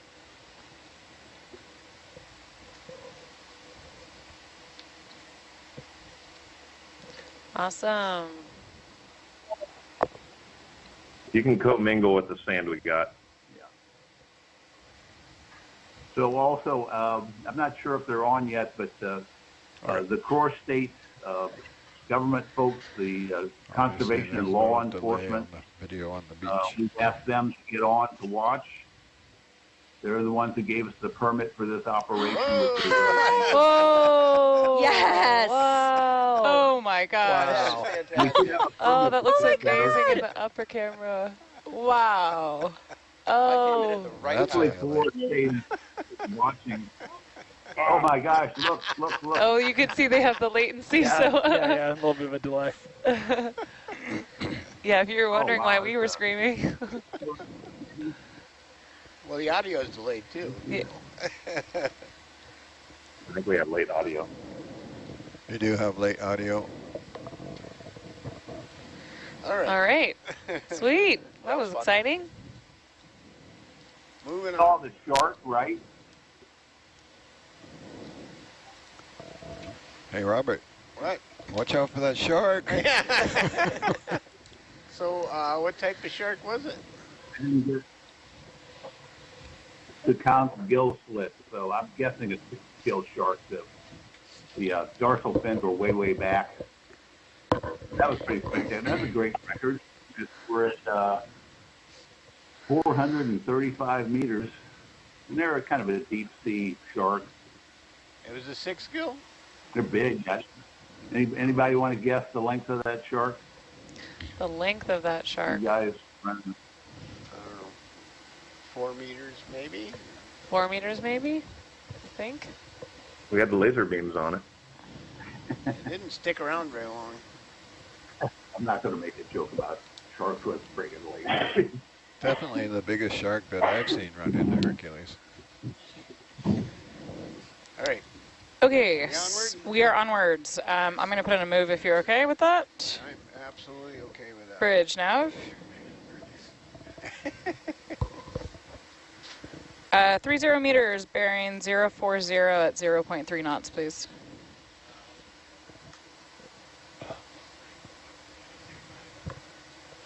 Who you relieving? Yes. Thank you. Are you going?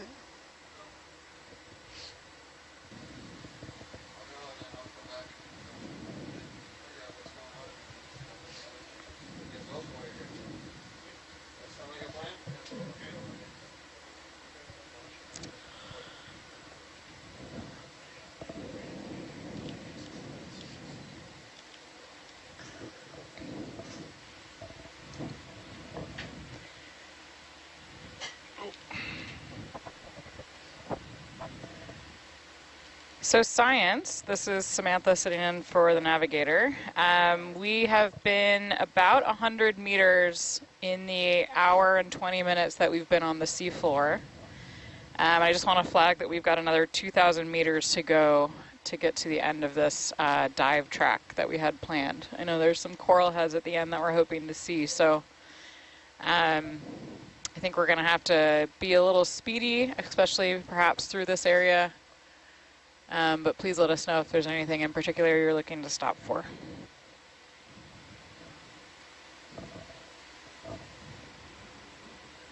Okay, we got the hint. Let's see. Warp. That's a nice bridge. Look at that. Very sharp. Implies there's been some recent current through here. Anyone know what time slack tide is? Good idea. Look at all those seagrass blades. They're not real nutritious at this point. They're kind of just dead detritus. Otherwise, you'd see things eating them right now. But they're going to be there, undergoing microbial decomposition, basically entering into the nutrients. But there's a lot of energy exported down deep. So as we're driving forward up the slope, even by eye, you can see the grain size is much finer at the pointy edges of the hills here. Yeah, you know, you can think of these ripples, mega ripples they're called, as really underwater sand dunes. You know, if you're familiar with sand dunes in deserts, the wind blows the sand, it makes the dune, and the dune's very sharp edge, depending which way the wind is blowing up at their peak. And this is exactly the same thing, except we're down deep sea sand and deep sea currents. But, you know, physics is physics, and, you know, it takes a certain amount of energy to move a sand grain, and the bigger the sand grain, the more energy it takes. So it's sort of a process where the lighter materials, the smaller sand grains are going to be moved more easily, so they end up at the top of the ridge, and that'll grow as high as it can based on the currents and their consistency and the grain sizes. You know, we suspect that down where we are here, even though it's over 400 meters deep, the currents may well reverse with the tide. Don't quote me on that, but if it does, then we're going to see the sharp edge of the ridge on the opposite side. It'll be on the down current side, whatever the currents are doing, and we suspect that the currents are going to be swapping here, switching here with the tide. Pilots, are you okay with speeding up to 0.5 knots? I just want to say that we just passed low tide a little while ago, so we're going to be in a situation where we expect the current to be coming into the channel. And 2 hours after low tide is often the time that the manta ray vortex that is very popular for diving at the back of the channel happens.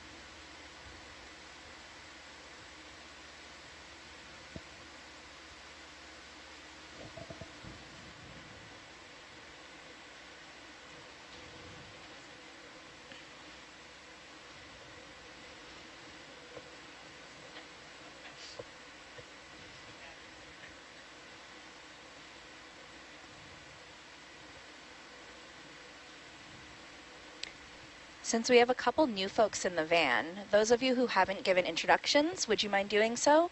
Just name, place, and a place that you would like to dive. Anyone, anywhere. Is that directed towards me? Yeah. Yeah. Well, and most of the back row, and Samantha. Yeah, hi, I'm Jacob Ottaviani. Right now I'm sitting as the video engineer, but typically I work full-time as the video editor for OAT and Nautilus Live, so all of the fun videos that come out on YouTube are, that's what I do as my normal job. I work out of Narragansett, Rhode Island at the University of Rhode Island's Bay campus.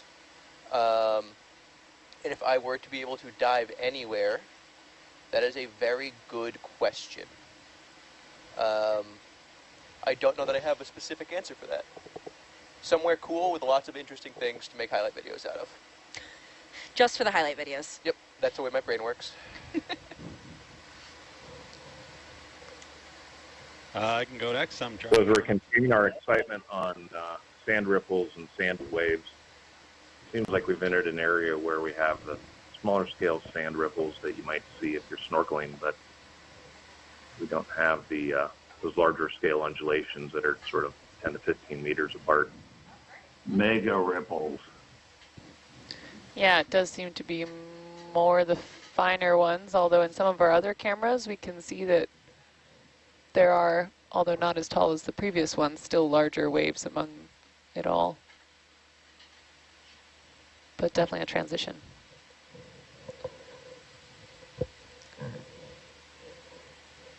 Josh, you were about to go, I think. Oh, sure. Yeah, I'm Josh Chernov. I'm sitting on the Atalanta seat at the moment. I'm the ROV operations manager for OET, and spend some time on the ship and some time on land helping to manage the ROV and the ROV department. Where I would want to, I'm assuming we're talking ROV dive, not dive. No, you can do whatever you want. You can do whatever I want. Well, I've always wanted to dive and plow, and I got to do that, so that was yeah. ROV dive, I don't know, I was thinking like Easter Island would be pretty cool to go check out. That would be cool. Hey everyone, Marley is switching into the comm seat now. I heard we're doing introductions. Where are we? Josh just went. I think back row now. Back row, sweet. Cool, I'll go. I'm Marley. I'm the communications lead on Nautilus right now. And where would I go diving? Oh man, everywhere. When I was in Palau a few weeks ago, I didn't actually get to dive. I only got to snorkel. So I need to actually dive in Palau. Really want to go to the Blue Hole and or anywhere. I'd also really love to dive in Australia on the Great Barrier Reef. And many other places.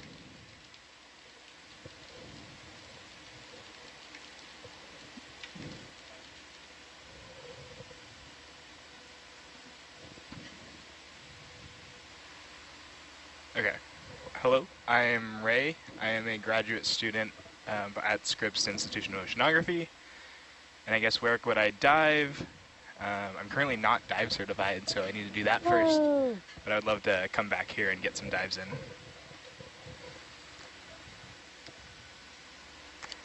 My name is Kaylee. I'm also a graduate student at Scripps Institution of Oceanography.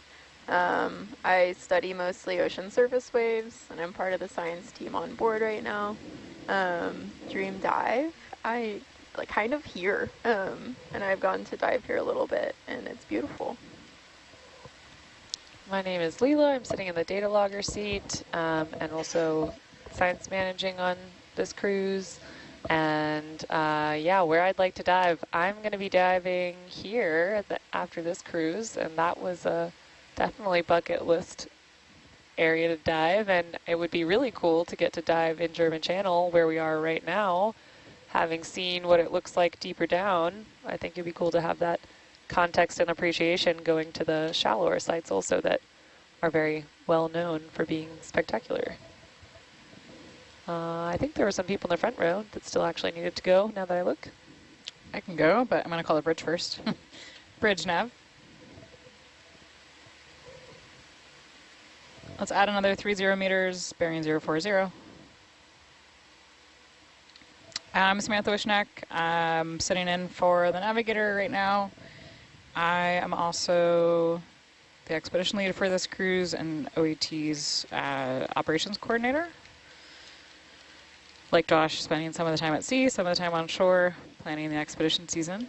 And I would love to dive in the fjordlands of New Zealand. There are fjords that are diveable by humans that have deep water coral, which is really exciting to me. And I tried to go a few years ago, and there was a landslide blocking the road right when I was there. So I'd love to go back. I'll have to add that to the list. That sounds cool, Samantha. Yeah.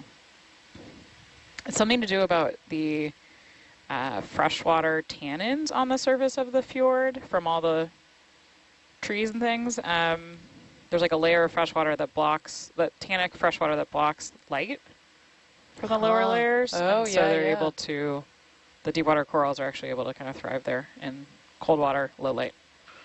Nuts. Next to me is Amanda. I'm Amanda Bittinger. I'm a navigator in training. I live in Asheville, North Carolina, and I would go diving in Saipan again. Ooh.